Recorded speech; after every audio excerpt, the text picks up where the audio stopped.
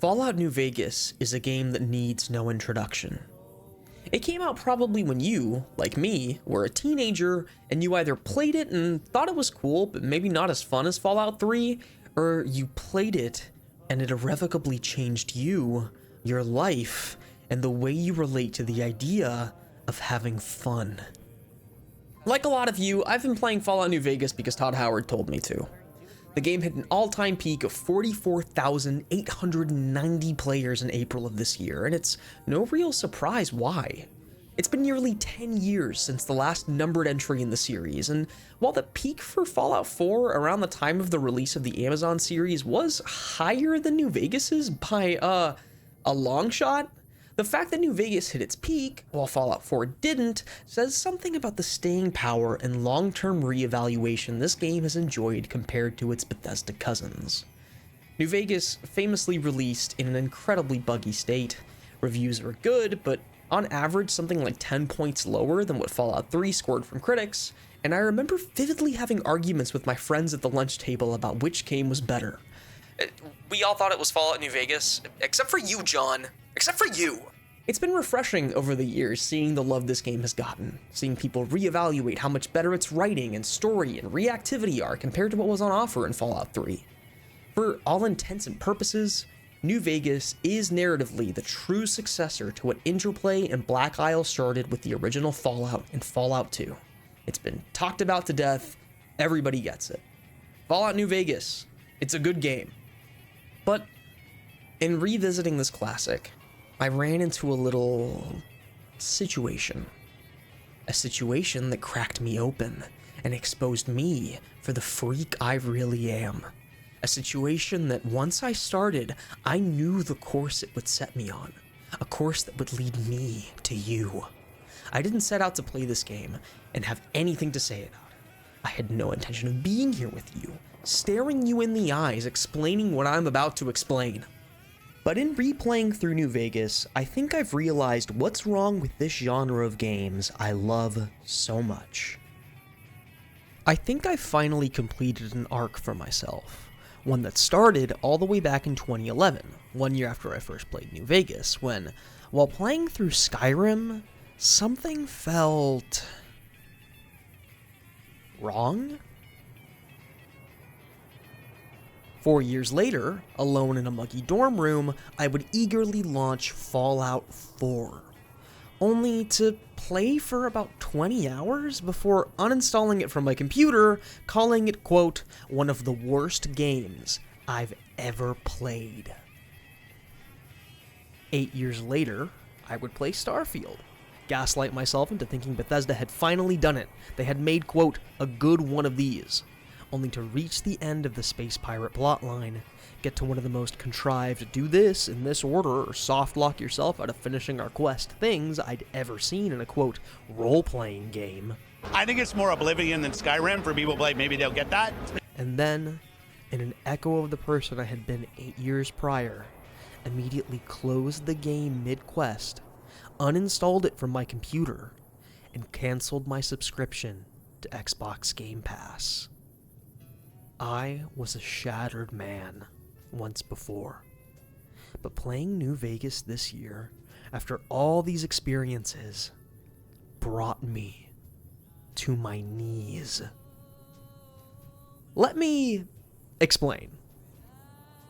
So, I've just finished wiping out the Van Graffs, a mercenary company turned fine energy weapons purveyors, because the new guy running the show for the Brotherhood of Steel in the Mojave over at Hidden Valley asked me to. The Brotherhood has a fetish for being the only idiots smart enough to wield energy weapons in the wasteland, so the Van Graff selling plasma casters to any Dick and Jane and Freeside was no bueno. They gotta go. So, I go. I sneak headshot their doorman from about 5 feet away with a rifle that shoots ammo meant to pierce the hull of a tank. I crouch walk into the door, which is useless since everyone will spot me anyway and will immediately be hostile once I walk inside. And then I spend about 20 minutes reloading my save from this door because I'm playing on hardcore and I refuse to let Rex die and be gone for good. Not like this.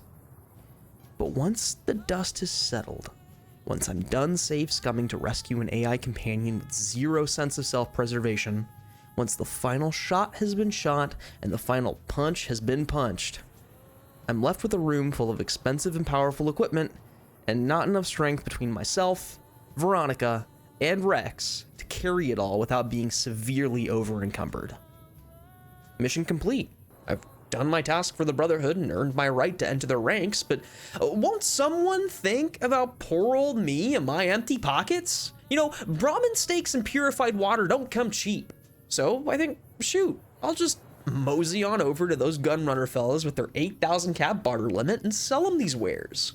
So I do that. I mosey on over in third person with this sick fucking mod that makes power armor go all. And I spend a good maybe 10 minutes walking all the way from Freeside to where the gunrunners have their little Vendortron, since I can't fast travel because of my encumbrance. I then go to sell him all the laser rifles and combat armor I've lugged over. I see the pittance he's gonna give me for it all. And that makes me remember something. Recently, I had sold this woman a gun because she, unlike the gunrunners, works for a faction called the Followers of the Apocalypse. The Followers are sort of like a purely altruistic NGO type organization of doctors and scientists and guilty family of war criminal type folks who look out for the little guy in the wasteland. But because they're so good, or maybe because this doctor couldn't sell a life jacket to a drowning man, or maybe because I'm also idolized by their faction, this doctor lady is willing to pay me top dollar for any random gun I have out of the kindness of her heart, despite the fact that her caps available for barter is limited.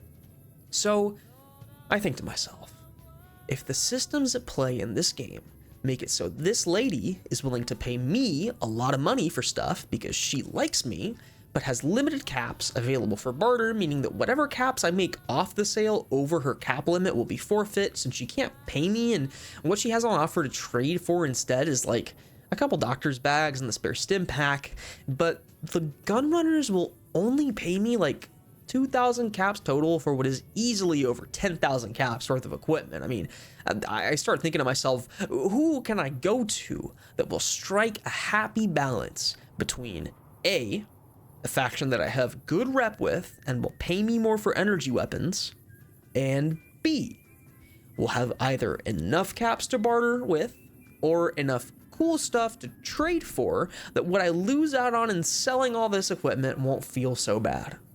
And then I remember who I even went to the Van Graffs for in the first place. And all those interlocking systems snap into place. What follows is one of the most eye-opening things I've ever done in a video game.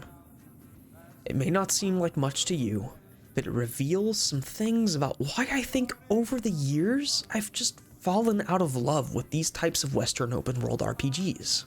So strap in, grab a drink, get cozy, because we need to talk about the mechanical depth and ingenious system design of Fallout New Vegas. So, an explanation. What you're seeing right now, and will continue to see for the rest of the video, is unedited footage of a trek I took across the Mojave, from the Gunrunner storefront to the Brotherhood of Steel bunker in Hidden Valley. This trip, this 50-ish minute brisk, over-encumbered walk across the wasteland, assailed me with thoughts that will take the rest of the video's runtime to fully explain. How do I even begin? I like role-playing games. I like role-playing games a lot. Here's a stack of some tabletop role-playing games I own. Here's a quick snapshot of the pages and pages and pages of GM prep I've done for role-playing games. Here's how many hours I've spent playing Morrowind. It's more than 100 hours. That's how you know I'm a real gamer. Here's a clip from a very short-lived tabletop RPG actual play show I ran and live streamed 4 years ago. Do you think that babies are like Do you think they have value? like valuable, or do you think that they're kind of like leeches on society because they don't pay taxes? They honestly don't. The fact that they don't pay taxes is kind of insulting. Yeah, Well, I just want to pick your brain. I don't really care one way or the other about babies personally. Good to know, because we're going to be trading 2 babies for our tickets. normally I would object, but you just pushed my ass out of a hole, so I'm gonna be okay with this. Oh, thank God. Point being, you can trust me to have a smart and correct opinion on what makes for a good RPG and what makes for a bad one. And what I think it all comes down to is mechanical friction. The best way that I can describe what I mean by mechanical friction is by calling on you to imagine a wheel. The wheel sort of works like this. In a role-playing game, the first thing you're asked to do is decide what kind of person you want to be. Want to be a cool, sneaky guy with like a bow and arrow? A big burly chick that swings a hammer? A person who's charismatic?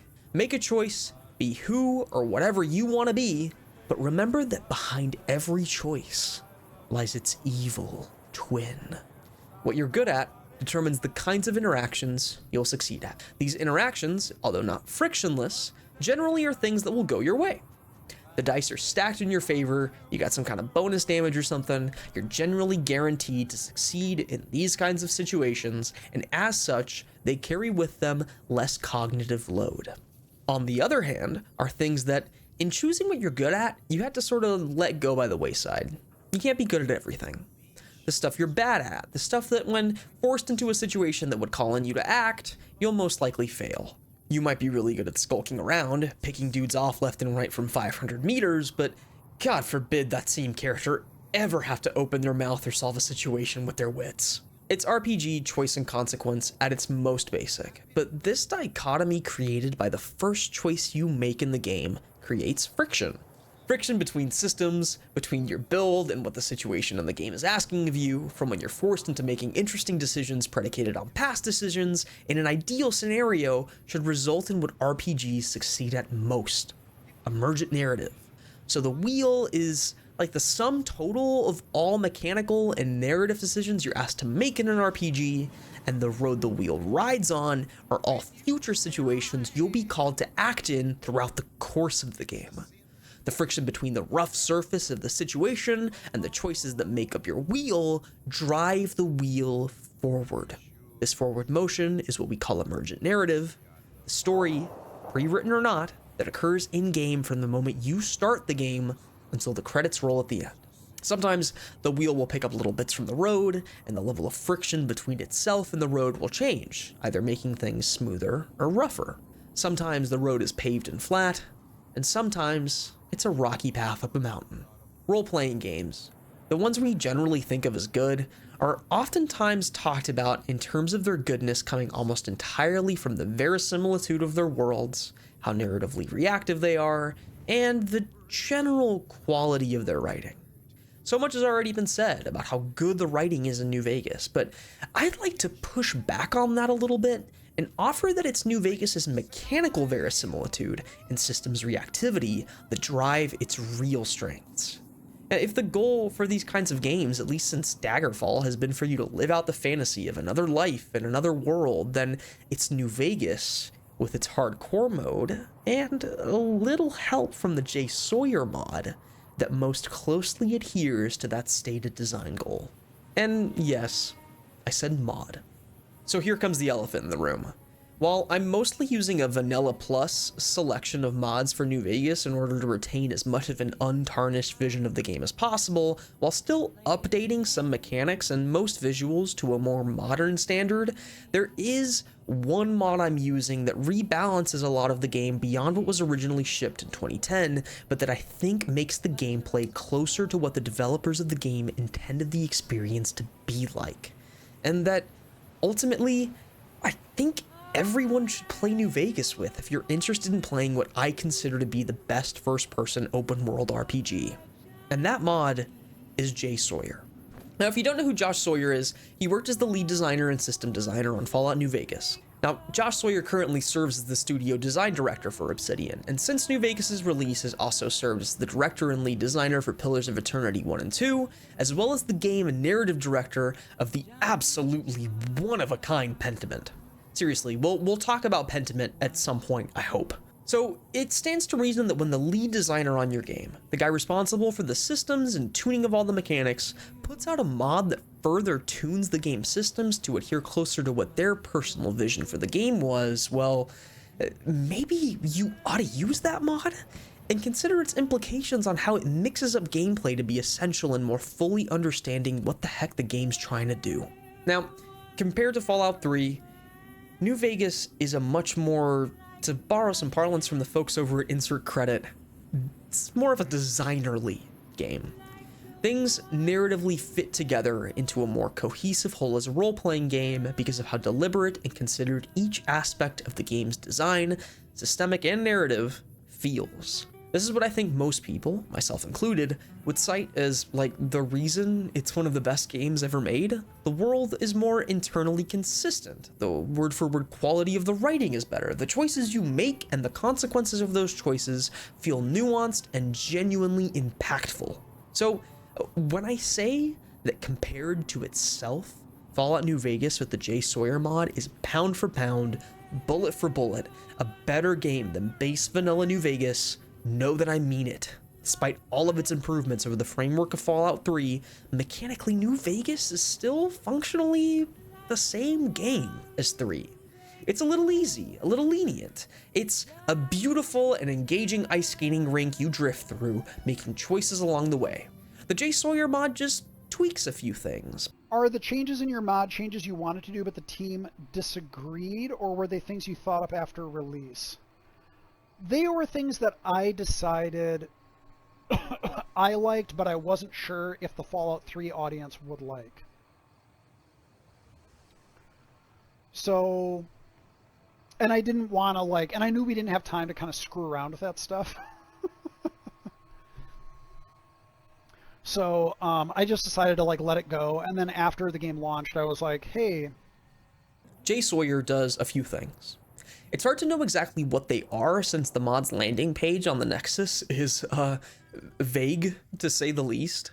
But taking a closer look at the J Sawyer Ultimate Edition Comprehensive Changelog, it's a mouthful, here's what we can roughly establish as the mod's biggest changes to the overall design of New Vegas. J Sawyer is kind of a massive overhaul of a lot of minuscule design elements, but the sum total of these changes is where the real difference is felt. It's also impossible to talk about J Sawyer without talking about New Vegas' hardcore mode, which the mod recommends you pair it with. Hardcore mode is kind of really awesome and is honestly the best way to play vanilla New Vegas. I wouldn't recommend anyone play without it, to be honest. And to continue with the overall ice skating rink analogy, it maybe sprinkles a little dust over the surface of the ice that J Sawyer then polishes and sort of rounds out the vision of. It throws in some rocks and that blood I was talking about earlier.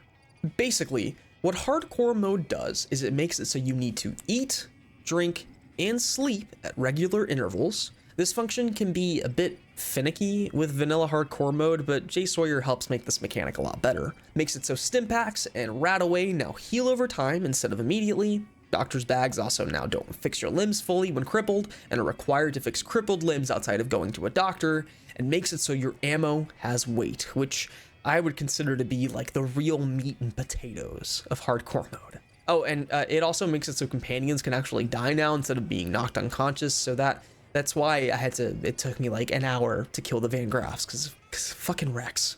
Okay, that's enough about hardcore mode. Here's how J Sawyer turns ice into sandpaper. J Sawyer reduces New Vegas' level cap from the original 50 to 35. With the release of New Vegas' DLC content, Sawyer thought that the level cap had ballooned to an unreasonable state, and as such, squashed the cap while also increasing the amount of XP needed to increase your level by 33%. The result is a game where character progression just feels way more meaningful. New Vegas already changed the rate at which it handed perks out, from the every level expectation of Fallout 3 to 2. So, a happy medium between how it was in the first two games where you only got a perk every 3 levels. These changes, while seeming punitive compared to what was on offer in Fallout 3, helps craft a more defined player identity, and again, helps to create friction between the perks you choose and the ones you leave behind. You really gotta consider your build, but because of the level cap squish and how much longer it takes to gain levels, each level up feels like a real, genuine achievement. You realize that all your life you've been coasting along as if you were in a dream, and suddenly, facing the trials of the last few days, you come alive.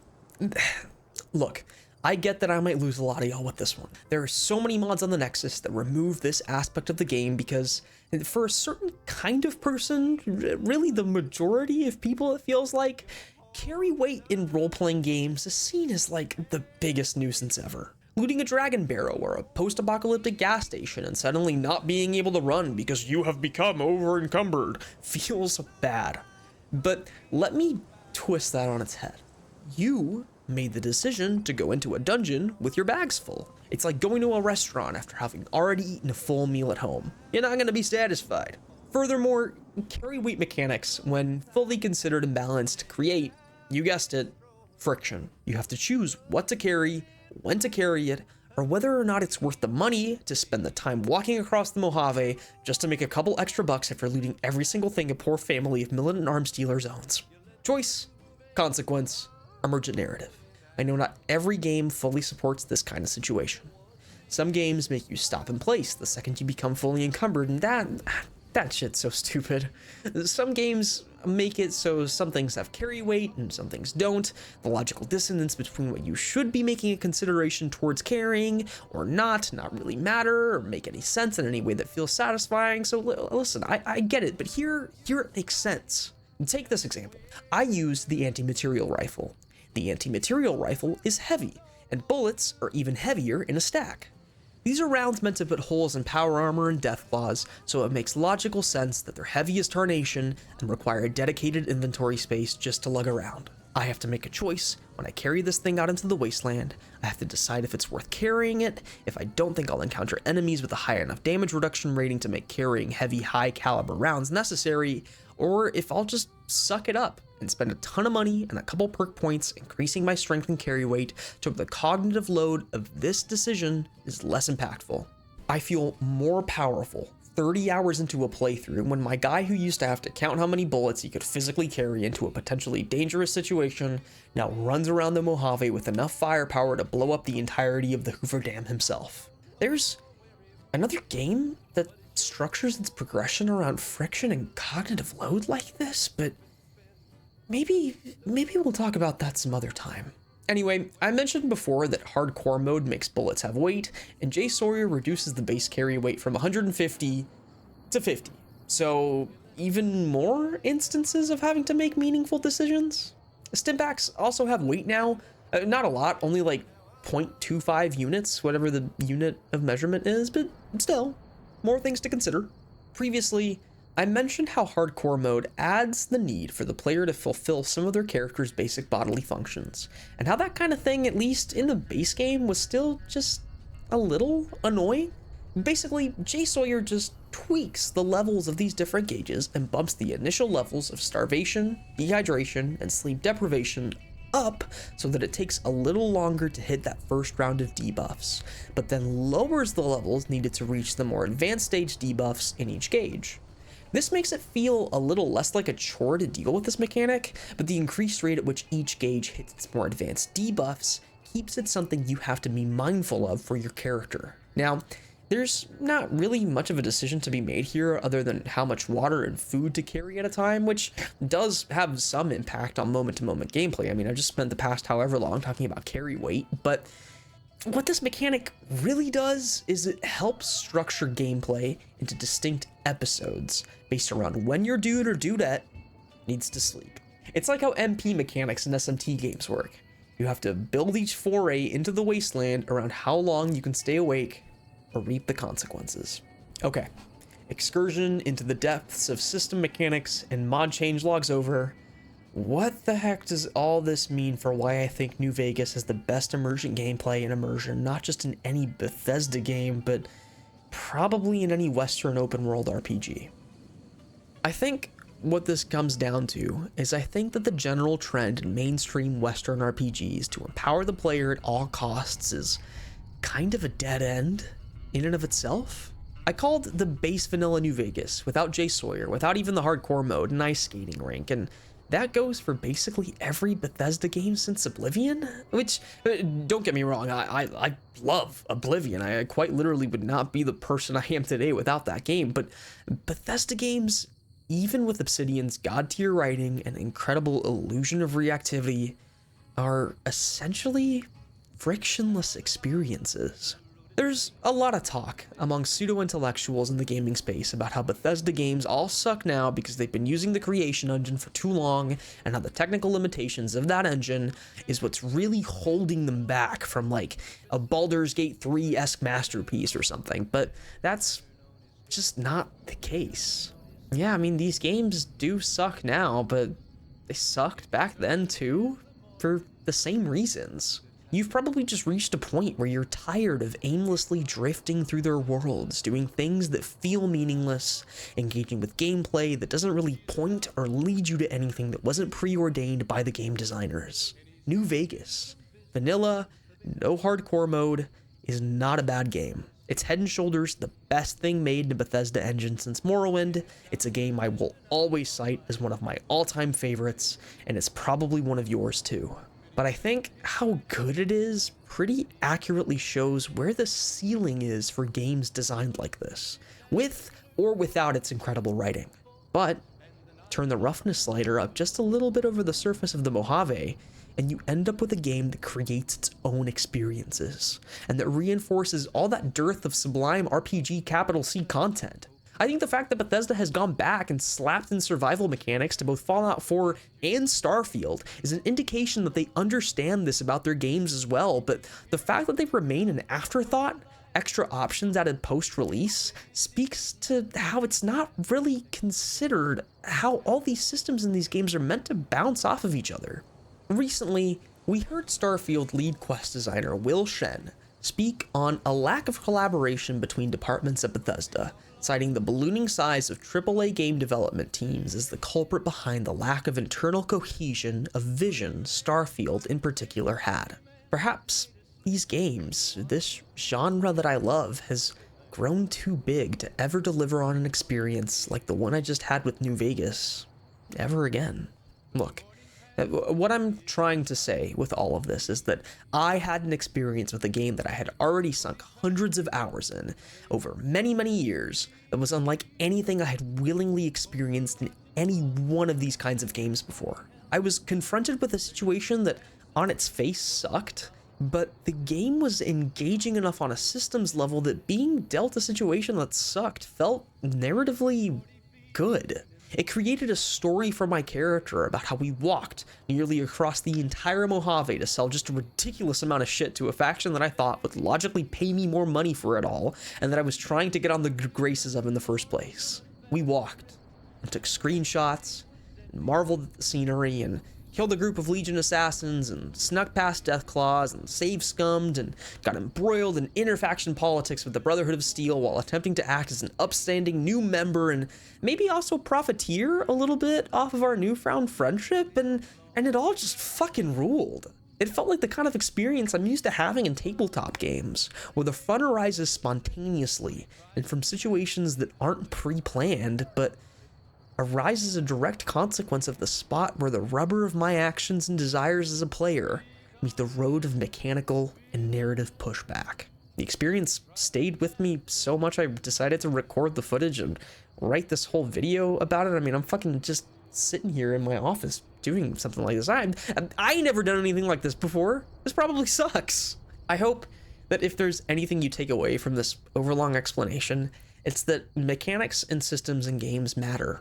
Sometimes, a lot of times, they can be poorly designed or too punitive or too lenient, and a lot of mainstream RPGs don't help in that they love to posit through their mechanics that the smoothest, glidiest trip through a certain kind of game is the best way to convey a certain kind of power fantasy. Now, I'm not saying everything needs to be designed with Miyazaki-esque levels of sadism, but what I am saying is that players need to have their desires challenged in a way that feels consistent across the scope of a game for their wins to matter and for their losses to feel like a fun part of the ride. Fallout New Vegas with a single mod from its lead designer feels like a real, internally consistent world when we're suffering through a minor inconvenience feels worthwhile because I know it'll make for a good story and for a good time playing. The systems in New Vegas always make me believe I'm living another life in another world. And if that's not the peak of immersive RPG design, then I don't know what is. Okay. Bye.